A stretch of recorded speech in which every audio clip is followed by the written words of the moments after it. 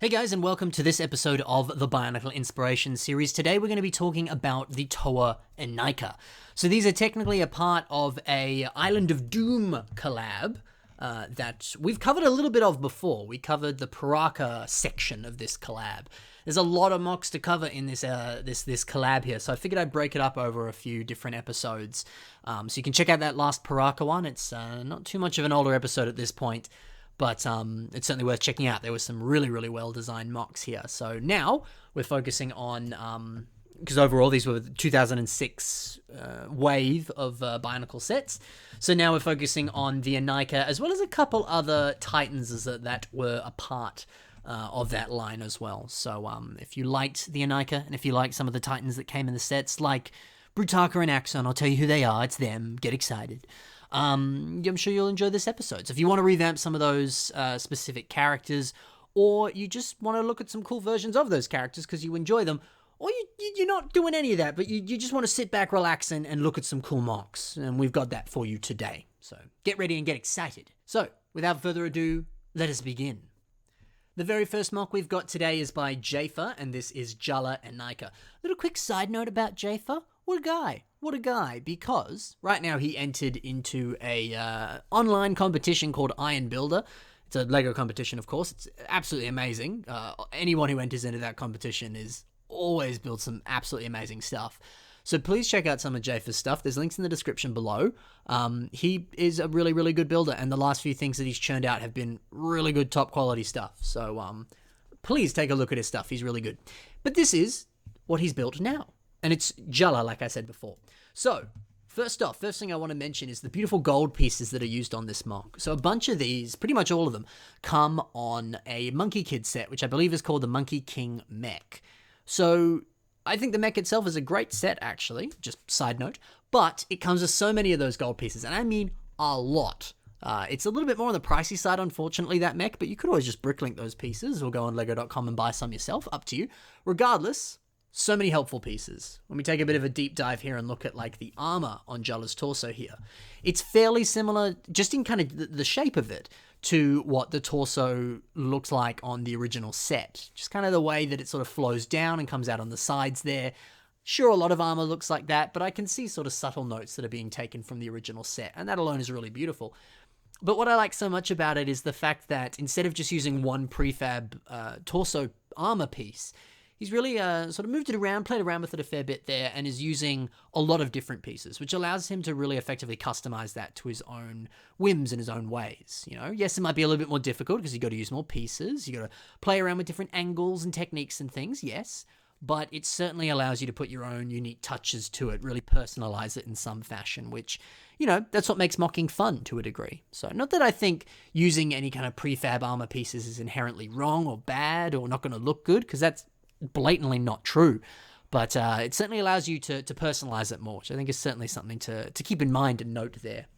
Plus, specifically with using a lot of different pieces there to really customize this armor, he's able to get a bit more depth, a little bit more kind of texture to it, you know, the way those Nexonite sort of like shield pieces that have that triangle at the bottom. What is that? That is a 1, 2, 3, 4, 5, kind of a pentagon, but not really, not your typical shape of a pentagon to some degree. But that five-sided tile there that sort of forms almost like the rib cage of Jala here forms this really beautiful texture, and it also kind of makes it look a little bit more like knight-like, a little bit more like armor-like he's wearing some sort of royal armor. And the way that it kind of flows down into the bottom, or kind of general waist area, really, also makes it look a little bit more ornate and royal in a way. That gold sort of plastic element there, I would call it cloth, but it's not strictly speaking made of cloth. It's made of that more kind of plastic material. That is also from the Monkey Kid set, except Jafa's just inverted it. On one side, it is just pure gold like that. On the other side, it does have a very similar pattern like you saw on the actual set there. So it's really cool to see Jafa using those as well, really, really playing with all the different gold pieces that came in this set and using it to great avail, you know? I think it looks awesome to see him with this sort of golden like waistcoat design of sorts. It makes it really shine. It makes this version of Jala look like some sort of regal elite knight of sorts, someone in the King's Guard, you know.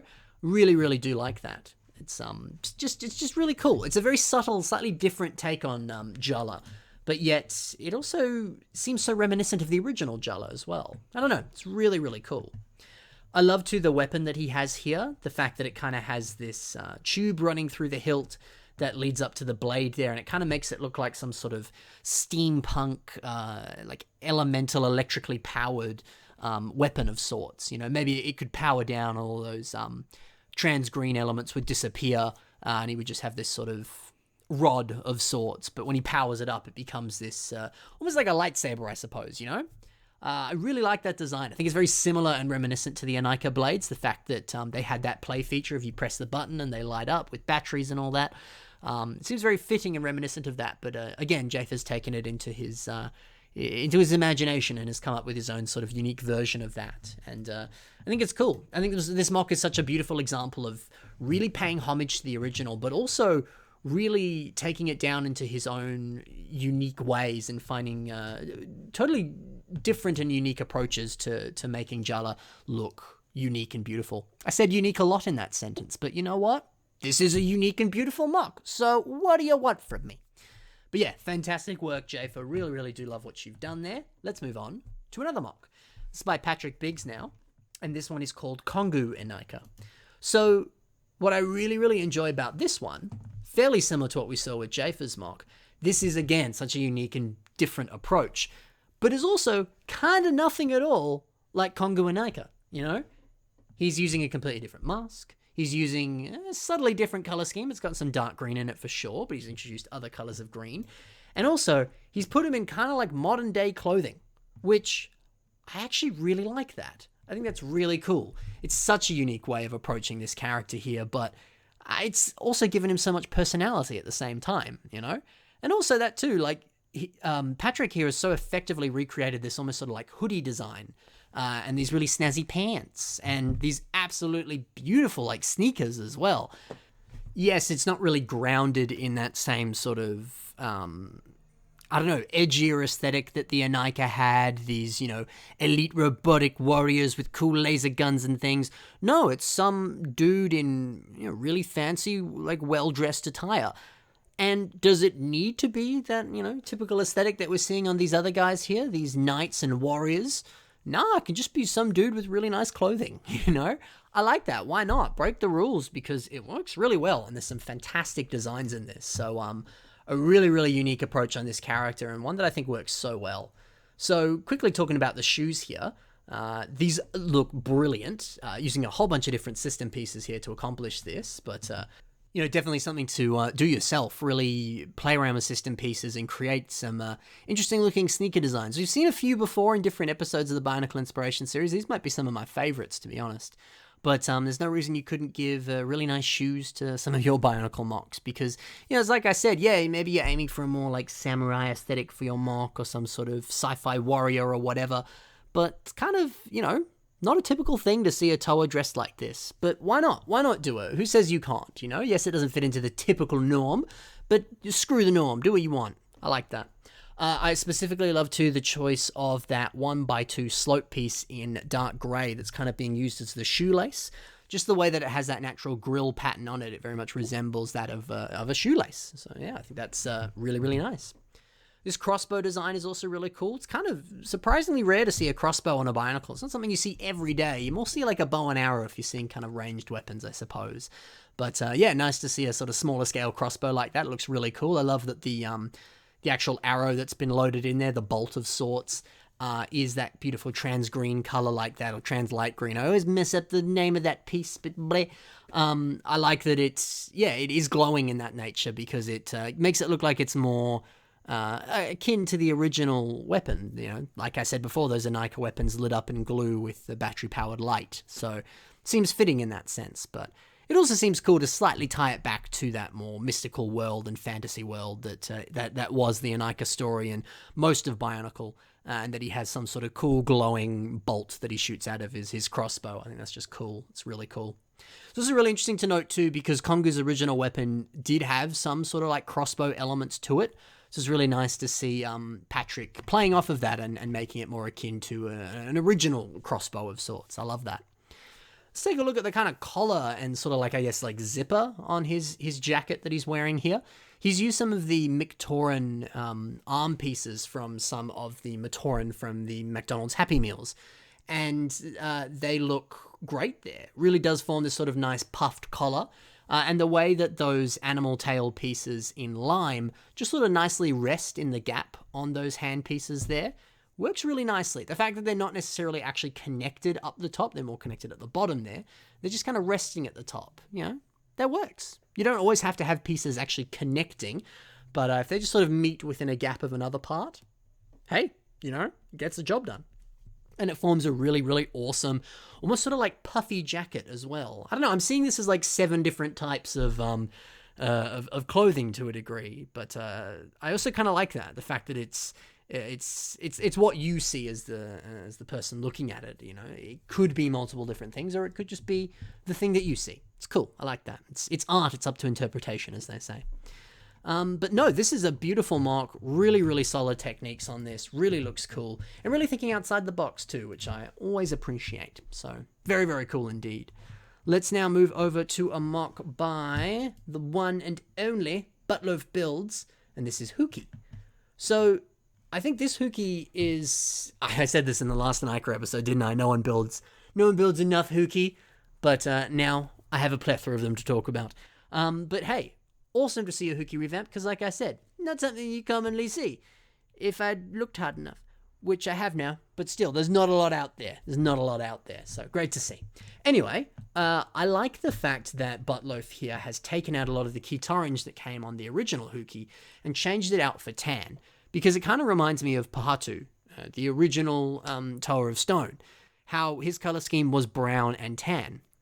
And this was the first time we got a Bionicle that had yellow in the color scheme, which excited me as a kid because that was my favorite color. But I like the fact that he is sort of tying it back to some of the original Toa of Stone. You know, yes, there's no brown in him, which was the sort of staple of being a Toa of Stone. But instead he has the tan, which is, you know, a little bit more close to the original. And, you know, tan is semi-close to yellow on the color spectrum there. So, you know, it's nice to see a different color scheme, but one that still is kind of connected to some of the roots of him being a Toa of Stone, but also just looks nice. Tan, the gunmetal there, I think they go together quite nicely, but also that beautiful pop of dark blue really beautifully accents all the colors on this. I think it's a lovely little addition. So, hey, you have a bunch of gunmetal pieces, I know I do, and you want to partner it with some nice colors, dark blue and tan might be the way to go. And also, if you want to use Huki's mask, please do what Buttloaf did here, because I think it looks fantastic. Instead of just simply attaching it onto that lime shell piece that every single Inika set had, instead Buttloaf here has attached these 2 unique pieces in here. Now, I don't fully know if I know what these pieces are. They look like a variety of different things. I might have to check with Buttloaf, but I'm going to speculate responsibly and see if I know what they are. So, around his teeth, kind of giving him that tooth look, that to me looks like any type of tubing element. I don't know how big that tubing element is. It looks like it, you know, doesn't go out the back of his head or anything there, but just that kind of rimmed, rigid aesthetic that is typically on some of the tubing elements that you find across a variety of different Bionicle sets. Seems that would make sense to work for the teeth there. I don't know the size of that or the specific one. There are different types of those tubing elements, so you know, it could be a variety of things, but something like that. As for the eyes, I believe those are just 2 1x1 rounded plates, or tiles rather, in orange. Looks like that. Could even be handcuff pieces, and they're just sort of neatly tucked in there, although I don't know if the handcuff pieces come in orange. It's a little hard to tell what that is, but I imagine you could accomplish that, you know, with the piece that I suggested, the 1x1 round tiles, not plates, or you could accomplish it with the 1x1 rounded plates, which are otherwise just referred to as studs. I'm sure if you just sort of shove them in there, it'll work. Don't know how legal that might be. It might be putting a bit of stress on the piece, or it might not be. I don't know. We'll have to try it ourselves. But yeah, I think that's a great way of approaching that head design and giving it, again, more customization. The fact that he can have the mouth be a different color to the head, that's not something you could necessarily accomplish with the original, lime headpiece that went underneath it. So again, a little bit more customization, a little bit more personalization, which is always, I think, a really good thing. Additionally, I love that he almost sort of has a bit of a ninja aesthetic to some degree. just with the way the robes are flowing down and these specific weapons and the chains that are attached to them, Again, very fitting to the original Huki, who had that specific chain around his weapon. But I don't know, there's something very kind of ninja-like about them, I may have been watching Daredevil on Netflix, and that might be why I'm thinking about ninjas, But still, it's a very, very subtle ninja, not quite, Not your very typical ninja to some degree, but hey, it's cool. I do like those weapons, though, specifically, just the way that he sort of angled those interesting silver blade pieces like that to give it this almost sort of like kind of hatchet-style weapon of sorts, or almost like, not really like ice picks. I don't know what you would specifically call those types of weapons. I'm not a weapon expert, but I think they suit Huki very well. And again, they're kind of a nice callback to other different Toa. It kind of reminds me of like Gully, or even to some degree kind of does remind me of like Pahatu, even though his weapons weren't shaped in that specific regard. Just the idea of having two separate weapons, like Pahatu Nuva specifically did. I think it's, again, a very subtle callback to a Toa of Stone. It also kind of looks like a pickaxe as well, which, again, fitting of a Toa of Stone. So, hey, very cool indeed. The final thing I wanted to talk about on this, and there's a lot to talk about on this, it's a very good job, is the foot design. He's used some of those very interesting silver pieces to give him almost sort of like ice shoes, although I don't necessarily see them as ice shoes. I see them more as like just, I don't know, if he was to kick someone, it would really hurt because he's kind of got blades on his feet. But it's also just a way for him to kind of like get a really sturdy grip on the floor as he walks around or something. So kind of like he's made to traverse difficult terrain of sorts. I think it's really cool. Those clawed pieces specifically, I believe, came on Gully Mystica as a shoulder armor. I believe. But they're really cool pieces, and that's a really, really cool foot design. So something you could try out yourself if you want. I very much enjoy that. All right, let's move on to the next mock now. This is Nupara Inika, and it's built by Todrick BD.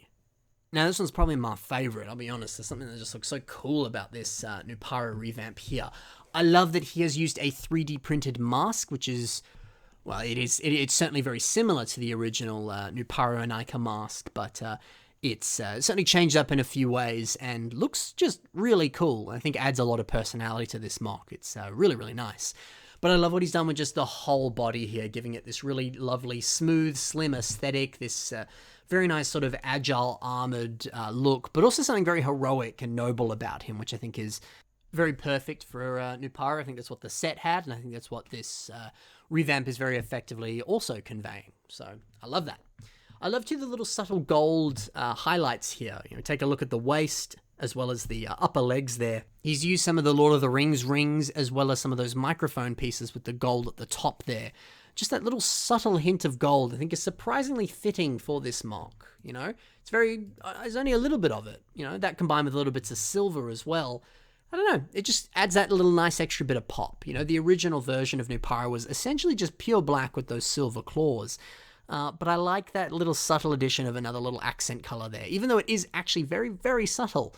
There's not a lot of it, but it goes a long way, I think. It really does make this mock stand out, really does make it shine. So if you currently have built a very black mock, but you do want to introduce a nice little accent color, but you don't really want to add too much, I think just doing something very subtle like that, little bits of gold, little bits of silver, even if it is just tiny, it really is seemingly kind of like, 5 or 6 different pieces. It's not a lot. I think it goes a long way, so something to think about. I also love too the shoulder arm cannon that he's got here. Of course, the original one had the Zamaspheres there, but this one is more sort of like a War Machine style Gatling gun instead, and I think that's really, really cool, very fitting for the character.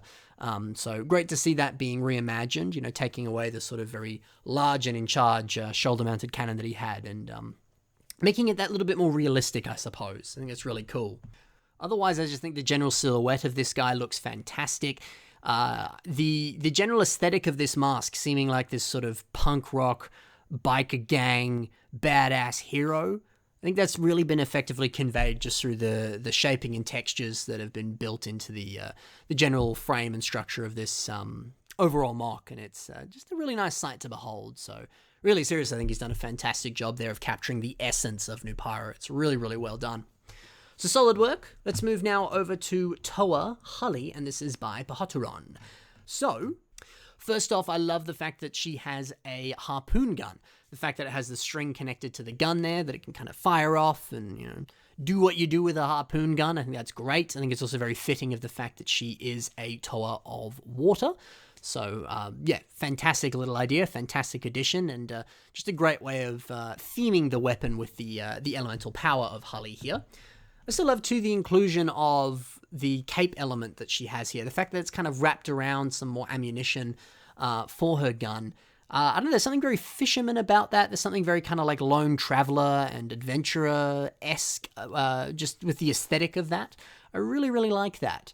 I think it really ties this mock together. And again, there's something very fitting with the elemental power of that. You know, it looks like she's in a more hostile environment, out in the middle of the sea, and, you know, just has some rags that she's found, but she's using it to kind of keep herself warm or for additional protection or to kind of house her weapons and things like that. I think that's just a surprisingly nice and surprisingly different aesthetic that I think goes a long way here and really completes this mock.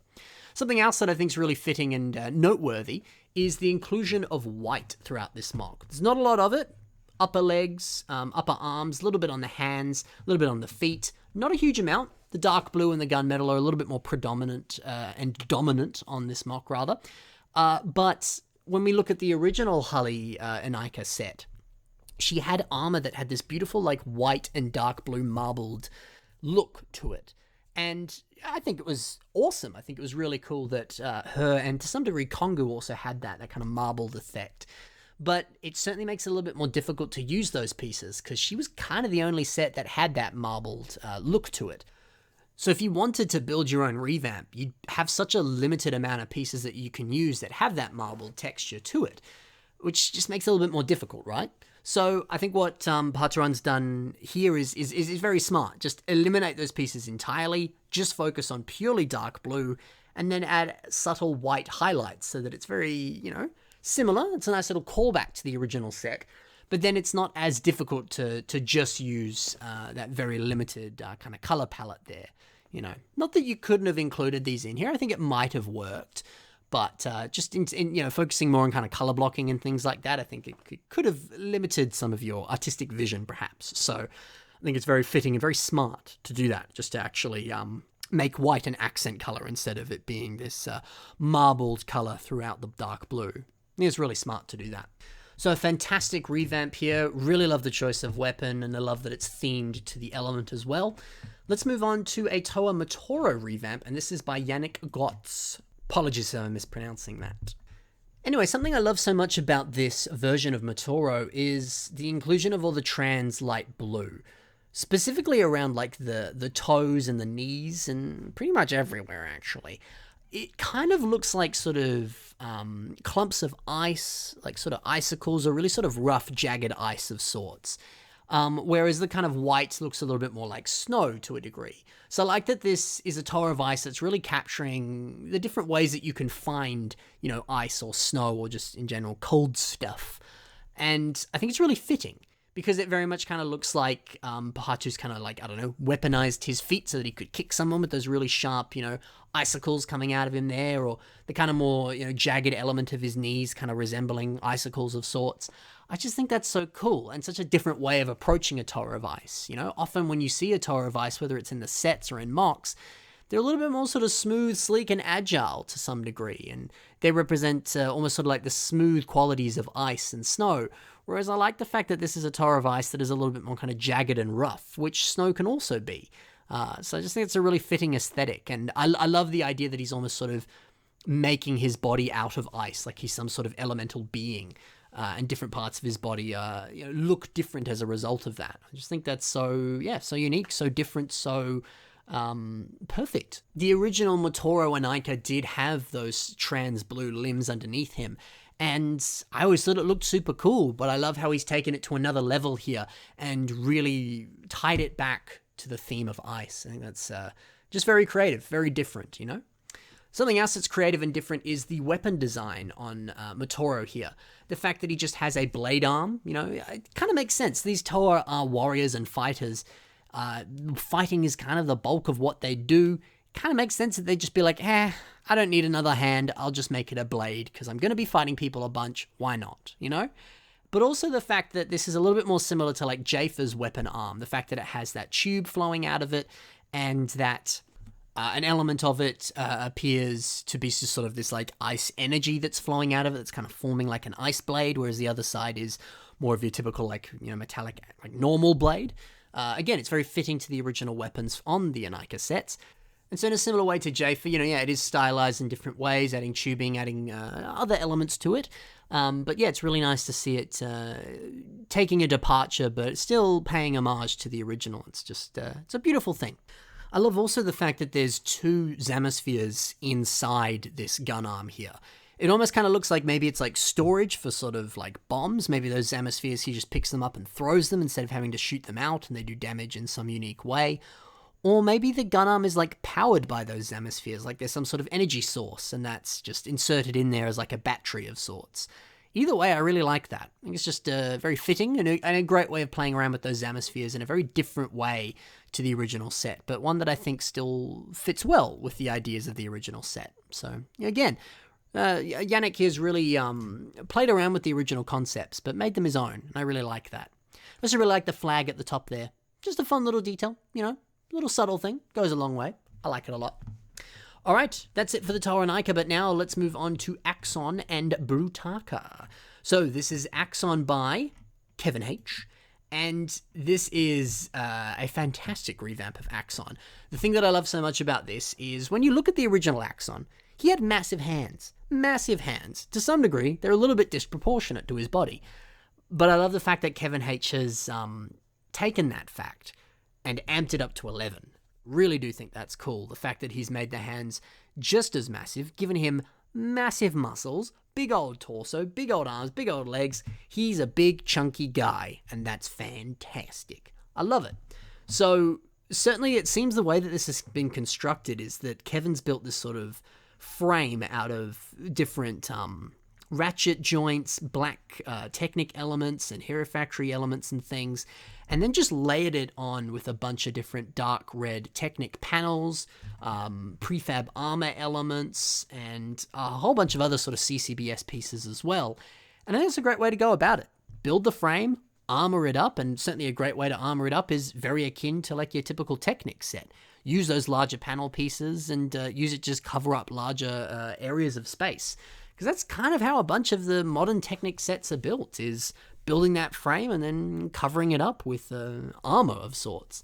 So certainly a nice way of approaching any Bionicle build. That's why I've done those frames episodes of the Bionicle Inspiration series. Build a frame, armor it up, and you're done, you know? Just seeing so many different Technic panel pieces on here very much reminded me of a Technic set. So I think that's just a really good example of illustrating that. It's really cool. Looks like this is another 3D printed mask, just a different way of approaching Axon's mask, and I think very fitting, very cool. It's nice to see a different mask on him, but one that still seems very fitting. I also love too his axe. Of course, his name is Axon. He needs an axe. I love how he's beefed that up as well, using a whole bunch of these 2x2 rounded like pillar system brick pieces here in dark brown to give it this nice wooden hilt. And the actual axe itself is very, very nice, using a whole bunch of different Nexonites pieces and just layering them in a fashion to make them really effectively resemble that of an axe. It's really cool. A lot of different system pieces in there, and I always say that it's a great thing to play around with your system pieces to really effectively nail specific shapes or specific details. So it's really cool. And yeah, this is a fantastic way of approaching Axon, and I love the fact that he's just leaned into going really over the top with the character design on this. You know, yes, it's nice to be realistic and more proportionate, sticking to typical human proportions, all that sort of stuff. But it's also nice to just be a little bit more quirky, a little bit more different, and I think this mock is that. It's really nice. And now, last but not least, let's move on to Brutaka, and this is by Redverse.